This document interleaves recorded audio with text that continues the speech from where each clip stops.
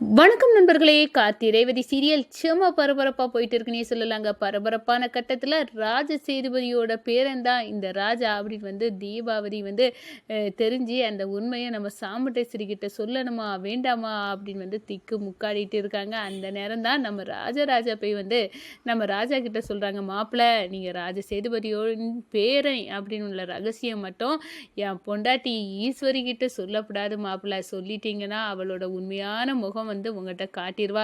அவள் எப்படிப்பட்டவ, எங்கள் அப்பா மேலே எவ்வளோ கோபத்தில் இருக்கா அப்படின்னு எனக்கு தான் நல்லா தெரியும். கண்டிப்பாக ஈஸ்வரியோட கோபம் உங்களை சும்மா விடாது. நம்ம ரேவதியை கூட உங்கள்கிட்ட இருந்து பிரிச்சிருவா மாப்பிள்ள. அதனால நீங்கள் உண்மையை சொல்லண்டா அப்படின்னு சொல்கிறாங்க. இல்லை மாமா, நான் கோவில் கும்பாபிஷேகம் உங்கள் கையால் நடந்த மறுகணம் யார் எது சொன்னாலும் சரிதான். நான் உண்மையை கண்டிப்பாக சொல்லியே தீர்வேன் அத்தைக்கிட்ட. நான் தான் ராஜ சேதுபதியோட உண்மையான பேரன் அப்படின்னு சொல்லுவேன். அத்தை எவ்வளோ பெரிய கோவத்தை என் மேலே காட்டினாலும் பரவாயில்ல, நான் உண்மையை சொல்லிடுவேன். நம்மளுக்கு மேலே ஒரு சக்தி இருக்குது. அதுக்கு அந்த நம்பிக்கை, அவ்வளோ நம்பிக்கை இவ்வளோ காலம் அத்தை என் மேலே வச்சுருந்தாங்க. ஆனால் இதெல்லாம் பொய். நான் உண்மையை மறைச்சிருக்கேன் அப்படின்னு தெரிஞ்சால் எவ்வளோ பெரிய கோவத்தை வேணாலும் காட்டுவாங்க. ஆனால் நான் எல்லாத்தையும் நல்ல விஷயத்துக்காக தான் செய்கிறேன். அதனால் எனக்கு கடவுள் மேலே நம்பிக்கை இருக்குது. எப்படி அத்தை கோவப்பட்டாலும் நான் அவங்கள்ட்ட உண்மையை சொல்லி தான் தீரணும் அப்படின்னு நான் முடிவெடுத்துட்டேன் மாமா. அதை மாற்ற முடியாது அப்படின்னு அந்த இடத்துல நம்ம ராஜா சொல்லிடுறாங்க. இதை கேட்டு தீபாவதி மிரண்டு போய் இருக்காங்க. ஒரு நல்ல விஷயத்துக்காக ராஜா உண்மையை மறைச்சிருக்காரு. கண்டிப்பாக இந்த கும்பாபிஷேகம் நடக்கட்டும், அதுக்கப்புறம் தான் நான் சாமுண்டேஸ்வரிட்ட உண்மையை சொல்லுவேன் அப்படின்னு அந்த இடத்துல நினைக்கிறாங்க. அதை பற்றி தான் இந்த வீடியோக்குள்ளே பார்க்க போகிறோம். அதுக்கு முன்னாடி சேனலுக்கு லைக் அண்ட் சப்ஸ்கிரைப் பண்ணுங்கள் ஃப்ரெண்ட்ஸ். பக்கத்தில் இருக்க பெல் ஐக்கானையும் கிளிக் பண்ணுங்கள். அப்போ தான் நான் போடுற ஒவ்வொரு வீடியோவும் நோட்டிஃபிகேஷனாக உங்களுக்கு கிடைக்கும். வாங்க ஃப்ரெண்ட்ஸ், வீடியோக்குள்ளே போகலாம். ஃபஸ்ட்டு எடுத்த உடனே பார்த்தோன்னா ஒரு செம அதிரடியான பரபரப்பு கட்டோன்னு சொல்லலாங்க. நம்ம ராஜா பரமேஸ்வரி பாட்டியை காப்பாற்றிடுறாங்க. இந்த சைடு பார்த்தா காளியம்மா சிவனாண்டி முத்துவேலுக்கு செம கடுப்பாக இருக்குது. இந்த கிழவி செத்துருவா, ஒரே போடா போட்டுட்டேன், கண்டிப்பாக அவள் உயிரை போயிடும் அப்படின்னு நான் நினச்சேன். ஆனால் என்னோடய திட்டத்தை முறியடிச்சிட்டான் இந்த டிரைவர் பையன். இப்போ கிழவி காப்பாற்றிட்டா. அந்த ராஜாவும் 4 தீபத்தையும் கோவில் எல்கையில் ஏற்றி, ஊர் எல்கையில் ஏற்றி கும்பாபிஷேகத்துக்கு உத்தரவாதமும் கொடுத்துட்டான். கும்பாபிஷேகம் நாளைக்கு அவனுக்கு கையால் நடக்க போகுது. இப்போ என்னடா பண்ண, எதையாவது பண்ணி இந்த கும்பாபிஷேகம் நடக்காமல் போயிடணும் அப்படின்னு நினச்சோம். எதமோ பண்ணோம். ஆனால் எல்லாமே இப்போ வீணாக போச்சு அப்படின்னு அந்த இடத்துல நினைக்கிறாங்க. நம்ம ராஜாவும் மயில் வாகனமும் இந்த சைடு பேசுகிறாங்க. இந்த கும்பாபிஷேகம் இந்த நேரம் போய் நம்ம காளியம்மாக்கிட்ட பாட்டியை ஏன் நீ கத்தியை வச்சு குத்துன அப்படின்னு போய் கேட்டனா பிரச்சனை வெடிக்கும். இதே சாக்கு ஊக்க வச்சு நம்ம கும்பாபிஷேகத்துக்கு எதையாவது இடைஞ்சூறு பண்ணிடுவாங்க. அதனால கண்டிப்பாக இப்போ நம்ம வெளுத்தெடுக்கண்டா. நம்மளுக்குன்னு ஒரு காலம் வர இந்த கும்பாபிஷேகம் மாமா கையால் நடந்து முடியட்டும்.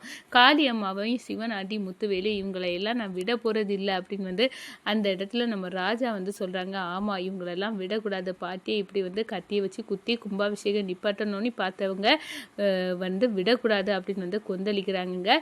அதே கணம் பார்த்தோன்னா நம்ம தீபாவதி பரமேஸ்வரி பாட்டியை இந்த காளியம்மா குத்திட்டா அப்படின்னு தெரிஞ்சோன்னா அருண்டு போய் நிற்கிறாங்க. நம்ம பாட்டி நல்லவங்க தான். இந்த காளியம்மா எவ்வளோ பாட்டிக்கு மேலே கோபம் இருந்தால் இப்படி கத்தியை வச்சு குத்திருப்பா. சரி, இங்கே என்ன நடக்குன்னு பார்க்கலாம் அப்படின்னு அந்த இடத்துல நம்ம தீபாவதி பார்த்துட்டே இருக்காங்க. அப்போ நம்ம பரமேஸ்வரி பாட்டி ஹாஸ்பிட்டல்லேருந்து ட்ரீட்மெண்ட் எடுத்து வீட்டுக்கு சேராங்க. இங்கே நம்ம பாட்டியை பார்க்க நம்ம ராஜா ரேவதி இவங்க எல்லாருமே வராங்க. அதே நேரம் நம்ம ராஜராஜா நம்ம ராஜாவை சந்தித்து தனியாக பேசுகிறாங்க. தீபாவதி ஒட்டு கேட்டுட்டு இருக்காங்க. இந்த பாருங்க மாப்பிள்ளை, நீங்கள் தான் ராஜ சேதுபதியோட உண்மையான பேரே அப்படின்னு என்னோட சாமுண்டேஸ்வரிக்கு தெரிஞ்சால் அவர் நல்லாவே கோவப்படுவா. உங்கள்கிட்ட இவ்வளோ காலம் காட்டின முகத்தை விட அவள் வேறு முகத்தை காட்டுவா. கடுமையாக தண்டிப்பா. ஈஸ்வரியோட கோபத்தை நான் நேருக்கு நேர் பார்த்துருக்கேன். எங்கள் அப்பா மேலே அவளுக்கு அவ்வளோ பெரிய கோபம் இருக்குது. அவரோட பேருந்தான் அப்படின்னு உண்மை தெரிஞ்சால் அந்த மறுகணமே அவளுக்கு ஃபேஸு எல்லாமே மாறி அப்படி கோபத்தியில் உங்களை கொந்தளிக்க போகிறா மாப்பிள்ளை. அதனால் உண்மையை நீங்கள் சொல்லாதீங்க. கும்பாபிஷேகம் முடியட்டும். ஆனாலும் உண்மையை சொல்லாமல் இருக்கக்கூடிய வழியை உண்டுன்னா பாருங்கள். இவ்வளோ காலம் நம்ம எப்படி இந்த உண்மையை மறைச்சிட்டு இருக்கோமோ அதே மாதிரி உண்மையை மறைச்சே வாழ்ந்துடலாம் மாப்பிள்ள அப்படின்னு அந்த இடத்துல நம்ம ராஜராஜா ராஜா கிட்ட கெஞ்சுறாங்க. ஐயோ மாமா, இப்போவே நான் உண்மையை மறைச்சது தப்பு. அந்த குற்ற உணர்வு என்னை உறுத்திட்டு இருக்கு. இன்னும் நீங்கள் வந்து என்ன தப்புக்கு மேலே தப்பு பண்ண வச்சிடாதுங்க. நம்பிக்கை துரோகம் நான் அத்தைக்கு பண்ணிட்டேன் அப்படின்னு உள்ள குற்ற உணர்வோடு நான் வந்து இப்போ வெந்துட்டு இருக்கேன். ஆனால் இது ஒரு நல்ல விஷயத்துக்காக தான் பண்ணியிருக்கேன். 2 குடும்பத்தையும் ஒன்று சேர்க்கறதுக்காக தான் இப்படி ஒரு வேலையை நான் பண்ணியிருக்கேன். அது இருக்கட்டும். கண்டிப்பாக கும்பாபிஷேகம் முடிஞ்ச உடனே நான் வந்து அத்தைக்கிட்ட உண்மையை சொல்லிடுறேன். நம்மளுக்கு மேலே ஒரு சக்தி இருக்குது. அது நம்ம செய்யக்கூடிய செயலெல்லாம் பார்த்துட்டே இருக்கோம். கண்டிப்பாக இதுக்கு மேலே ஒருத்தங்களை ஏமாற்றக்கூடாது. எனக்கு நல்லாவே தெரியும். நான் ஏற்கனவே அத்தைக்கு வந்து தப்பு துரோகம் பண்ணியிருக்கேன். இதில் வேற இனியா நான் மறைச்சி அதை வந்து காலை நீட்டம் பண்ணலை. கண்டிப்பாக வந்து உண்மையை சொல்லிடுவேன். எது நடந்தாலும் பரவாயில்ல, அதை ஏற்றுக்க நான் தயாராக இருக்கேன் மாமா அப்படின்னு வந்து அந்த இடத்துல நீங்கள் வருத்தப்படாதுங்க அப்படின்னு வந்து அந்த இடத்துல வந்து நம்ம ராஜா வந்து ராஜா கிட்ட வந்து பேசிட்டு இருக்காங்க. இதை தீபாவளி பார்க்குறாங்க. என்ன ஒரு நல்ல குணம் இந்த ராஜாவுக்கு. அவர் 2 குடும்பத்தையும் ஒன்று சேர்க்கறதுக்காண்டி எவ்வளோ கஷ்டப்பட்டிருக்கான். அதுவும் இல்லாமல் இந்த பரமேஸ்வரி பாட்டியை கத்தியால் குத்த அளவுக்கு இந்த காளியம்மா, சிவனாண்டி, முத்துவேலு இவங்க எல்லாம் எவ்வளோ பெரிய பகையாக இருக்காங்க. அப்படி இருந்த பிறகு சாமுண்டேஸ்வரியை நம்ம காப்பாற்றி கொண்டு வரதே இந்த ராஜா தான். சாமுண்டேஸ்வரிக்கு பலமே இந்த ராஜா தான் அப்படின்னு வந்து அந்த இடத்துல தீபாவளி மிரண்டு போய் இருக்காங்க. இப்படி ஒரு மாப்பிள்ளை சாமுண்டேஸ்வரிக்கு கிடைக்க நம்ம சாமுண்டேஸ்வரி கொடுத்து வைக்கணும் அப்படின்னு வந்து நினைக்கிறாங்க.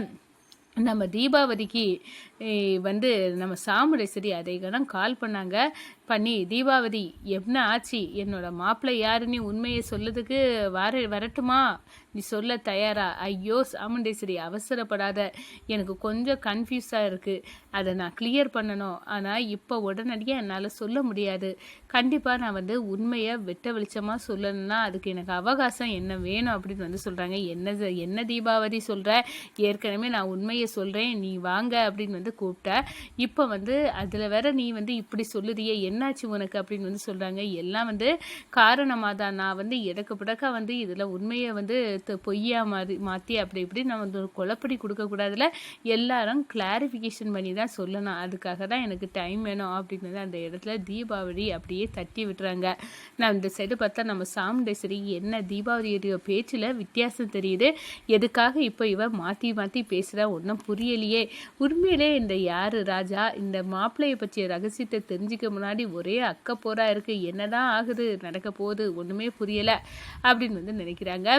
நம்ம சந்திரகலா நம்ம சாமுண்டேஸ்வரிட்ட, அக்கா உன் மாமியார் அதான் அந்த பரமேஸ்வரி கிளவிய கத்தியால் காளியமாக குத்திட்டாலாம் அப்படின்னு உள்ள விஷயத்தை கேட்டு மிரண்டு போய் நிற்கிறாங்க. சாமுண்டேஸ்வரி என்ன காளியம்மா குத்திட்டாளா, இப்படி ஒரு விஷயத்த செய்யறதுக்கு காளியம்மாவுக்கு எவ்வளோ தைரியம் இருக்கணும் அப்படின்னு கோவப்படுறாங்க. அக்கா அவளை குத்துனது கரெக்டு தான், நம்ம அம்மாவை வந்து கொன்ன குடும்பம்க்கா, அவங்கள இப்படி தான் வந்து பழி வாங்கணும்.